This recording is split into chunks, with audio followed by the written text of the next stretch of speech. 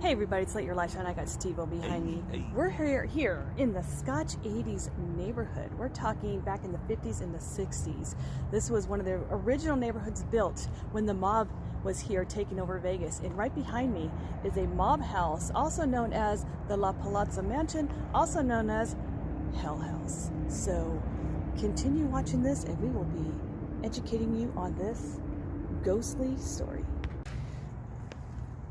All right, this mansion was also on Zach Bagans' I remember the guy's Ghost name. Adventures. Yeah, on Travel Channel. When he did the video though, it was under construction, so it kind of confused us when we got here. And one of the handymen from across the street just asked us what we were doing here. Very nice guy. He gave us a lot of info, but he said, yeah, it actually has been reconstructed. It was I guess when it was pretty gutted. Yeah, it was gutted, and then a lot of the bums and kids came and kind of like partied and graffitied it, but now it's been all cleaned up, and now it looks like someone actually lives here. So I don't want to be too much in their business, but let me try to do this off facts that I'm reading off the book and make it not so boring. All right, so from what I was reading and what we were watching on the YouTube video about this house was there was so after the mob have lived here, okay, now this house is now owned by a guy named Chris and his girlfriend Heather, and this was his dream home. Okay, now this house is, as far as how big it is, it's 4,815 square feet with 4 bedrooms and 3.5 baths. So it's a lot bigger than it looks. A lot of these homes actually in this neighborhood are a lot bigger than they look. They're all ranch, most of them are ranch homes, and most of them have been are currently owned by celebrities, such as Jerry Lewis is one of them.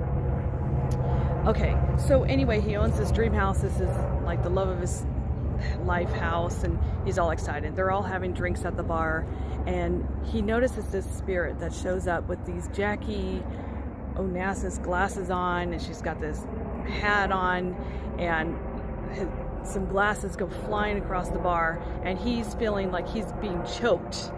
And his friend that was there, because he was having friends over, his girlfriend's screaming, please help him. And the friend like throws him outside of the house, and then he's fine. So whatever is going on in the house, he gets like, the ghost connects with him a lot. So just a quick note, we were talking about, talking to the handyman over here that pretty much does a lot of work around these neighborhoods. He was telling us that a lot of the mob owned a lot of these homes here, and they kept their workers close by as well, and the residents felt very safe having the mob here taking care of them, because nothing went down, because if you did something wrong, you went to the Hell House. So Chris, I don't think he even knew about the history of this house, but what was really odd was that he found this hidden room. Okay, now apparently it wasn't shown to him when he purchased the house, because he found it on his own, and even his girlfriend said that no one would know about it because it's hidden. So basically it was closed off by a solid steel door, and what he had found was 2 golden towel holders shaped like swans, and he noticed that one of the swans was loose, and when he grabbed it to turn, the door opened. The freaky thing was they went in, and the first room was like, you know, it was like a regular room with a water heater, like, so I don't know, maybe they thought it was a maintenance room. The second room was painted white and had tile, like in an industrial sink. So they're like, okay, that's really odd. So when they, I don't know why, but they decided to pull the sink away from the wall, and what they found was, well, first off, they smelled a really strong odor of bleach, and then they saw a lot of like old blood stains. So something was going down. So they had a professional psychic medium, Lynn Olson. They said she wrote in her blog. Her blog, it said that she could sense and see horrible things that had taken place in the murder room, is what they're calling it now. She said from years past, among the barely mentionable were men lined up in a row on their knees, hands behind their heads, classic mob execution positions. Many were executed in this manner. White tile made cleanup easy. All right, so now back to that ghostly woman that he saw. Basically, he said, I saw a ghost of the older woman also sporting huge sunglasses. Apparently, she was the money counter for all the cash that ran through that house from the mob's assorted Vegas business activities. They think she was the mother of the major player from that era. She would work up in the attic with the boys. So she was pretty, like, it would say, like, she was not a nice little old lady. She was crude and smoked many cigars as the men she worked with. A lot of drinking and smoking went on in that attic as business was conducted. And that's what I also read, is that some of these homes, you know, the mob did their business in their homes. So another discovery that they linked to the house was that, they linked to the mob, was that Chris found some old school throwaway guns under the floorboards of the house. The guns, 22 caliber, were often the weapon of choice for the mob. The caliber appealed to them because it was convenient and more difficult to trace. Now the creepy thing was, Heather, the girlfriend, she always felt a presence when she was in the shower and or sleeping, like she was being watched, and she thought she heard voices of these watched ghosts, mob, I don't know who it was, like saying crude things to her. And then one day she started knocking on the walls around the house to see if she could find something hollow, like another hidden room. And one time, so she was knocking many a times, and then finally one time she knocked, something knocked back and she heard a growl. That's freaky. So most of Chris, the owner's friends and girlfriend, have reported that the longer they stayed, the longer Chris became an angry person. It was almost like him and the ghost were like connecting. Like he would get upset about spilled milk, literally. Like there was like, what is up with this guy, you know? And so it was changing him. But now we enter the Travel Channel's Ghost Adventures team. So there we go. So that was, and they interviewed them, and then they decided to enter the Palazza at dusk and stay there until dawn the next day. And what they saw and recorded could make a believer out of even the most hardened skeptic. See, at the time it said when Zach and the crew entered the house, it had long been sold by Chris. So that's when it said the inside had been gutted. See, it's not like that now. So it said it had been stripped down to 2x4 studs and plywood sheathing. And from the moment they entered the house, crosses and holy water were in hand. And they started experiencing problems with their equipment. The audio died, and then discovered that several of their fully charged batteries started to fail. And that normally happens when I watch these ghost stories, that ghosts like to take the energy off the batteries. And as they walked around, they recorded many EVPs. And as they entered the secret room, the recorder picked up an EVP that seemed to say the word attic. Okay, so Zach had demanded a few times that the ghosts appear before them. The camera he was holding stopped working. Shortly after, the detector he was holding, one which records the EVP, or EMFs, electromagnetic fields, that are said to be created by ghosts, made a loud buzzing sound indicating that it detected an EMF. He demanded that the ghost appear again. He was told to stop by his fellow team member, Nick. He asked him what was going on. Nick said that his face had just changed. Nick told Zach that his face... See, I remember Zach saying that he felt a presence too, like a connection, just like Chris did. He said, according to Nick, Zach's eyebrows had raised and his eyes had shifted, changing his whole face when he spoke. Ooh. Okay, that's a little creepy. Aaron then reported that his whole body was tingling, saying it was the third time he had that feeling since they entered the house. So right after this, the team heard a loud banging on the plywood floor, followed by high-pitched, creepy singing.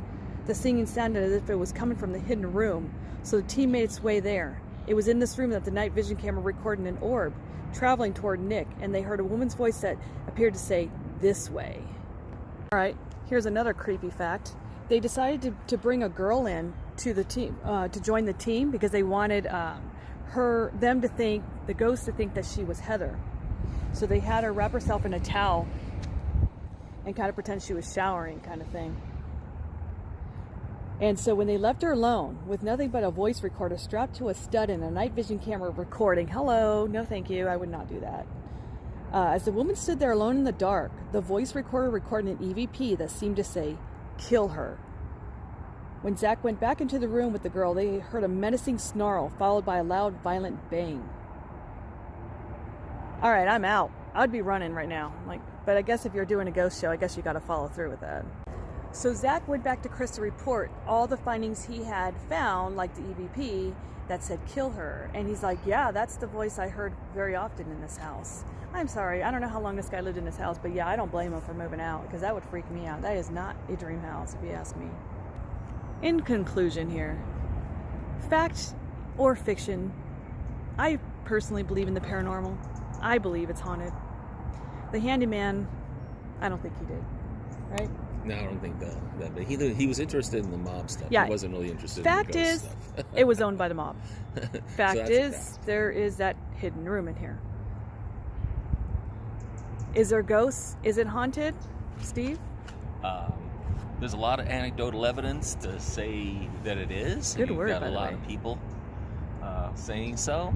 Previous owners. I mean, I would love to knock on that door and ask these people who currently live here, but I'm not that. I don't know. I can't even get in there, so never mind. I'm not going to hop over the fence going, hi.